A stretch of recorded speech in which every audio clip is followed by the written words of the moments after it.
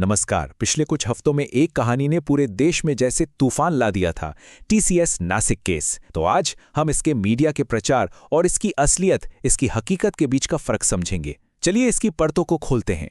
तो शुरुआत कहाँ से हुई? शुरुआत हुई कुछ ऐसे शब्दों से, कुछ ऐसी हेडलाइन से जिन्होंने रातों रात सबका ध्यान अपनी तरफ खींच लिया। और बात यहीं नहीं रुकी।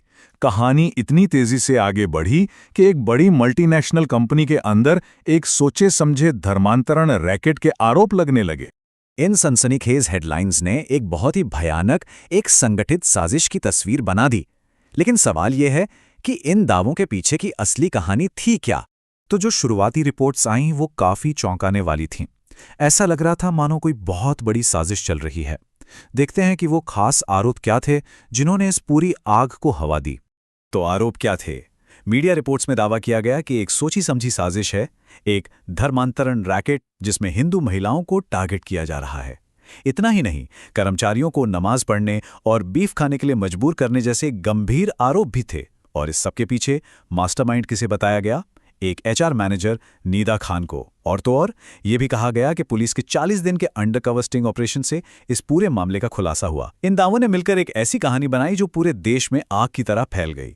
चलिए अब मीडिया के शोर से हटकर ऑफिशियल रिकॉर्ड्स की तरफ चलते हैं और देखते हैं कि एफआईआर में क्या कहानी दर्ज है।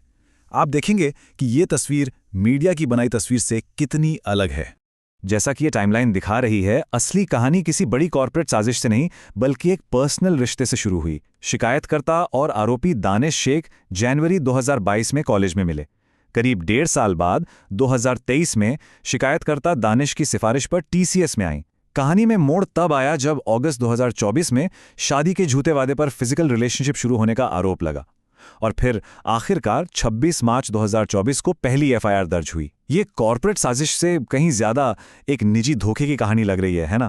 पहली एफआईआर में जो ऑफिशियल चार्ज लगाए गए वो शादी का झूठा वादा करके यौन संबंध यानी धारा 376 और सेक्सुअल हैरासमेंट जैसे मुद्दों पर थे। लेकिन एक चीज पर गौर कीजिए, इस लिस्ट में से क्या गायब है? जबरन धर्म परिवर्तन का तो कोई जिक्र ही नहीं है। पहली शिकायत के बाद 8 और महिलाएं सामने आईं, जिससे इस केस में कुल 9 एफआईआर दर्ज हो गईं। और यहीं से कहानी में सबसे अहम मोड़ आता है। अब हम मीडिया में जो चल रहा था उसकी सीधी तुलना टीसीएस की और नासिक पुलिस की जांच में जो सामने आया उससे करेंगे। तो सबसे पहली और सबसे बड़ी गड़बड़ी, मीडिया में जिस 40 दिन के लंबे नाटकीय पुलिस स्टिंग ऑपरेशन की बात हो रही थी, वैसा तो असल में कुछ हुआ ही नहीं था। नासिक पुलिस कमिश्नर ने साफ कहा कि कोई स्टिंग नहीं हुआ। अब बात करते हैं मीडिया की कहानी की मुख्य विलेन यानी पावरफुल एचआर मैनेजर की।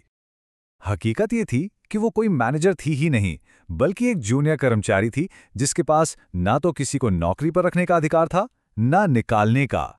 और अब सबसे जरूरी बात, जिस चीज पर पूरा मीडिया कवरेज टिका था, यानी कॉर्पोरेट जिहाद और जबरन धर्म परिवर्तन, वो बात तो किसी भी ऑफिशियल पुलिस शिकायत में थी ही नहीं। पुलिस ने भी साफ किया कि वो इसे धर्मांतरण रैकेट के एंगल से इन्वेस्टिगेट नहीं कर रहे हैं।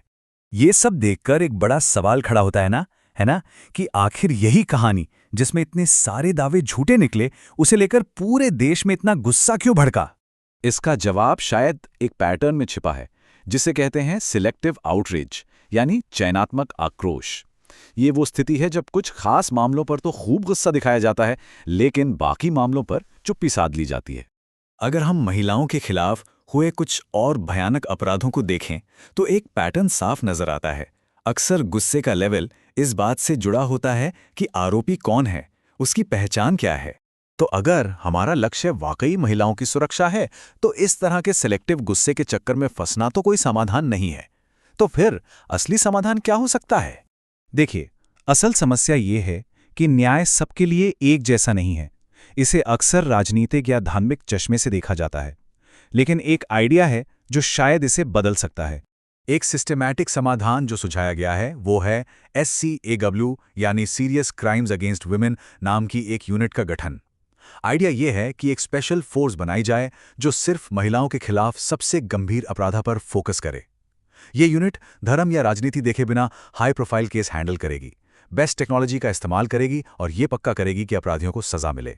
मकसद एक मजबूत संदेश देना है कि ऐसे अपराध अब बर्दाश्त नहीं किए जाएंगे। आखिर में ये केस हमें एक बहुत अहम सवाल पर लाकर छोड़ देता है। क्या हम महिलाओं की सुरक्षा के लिए वाकई कोई ठोस बदलाव की मांग करेंगे या फिर मीडिया में बनाए गए गुस्से की अगली लहर के साथ बह जाएंगे?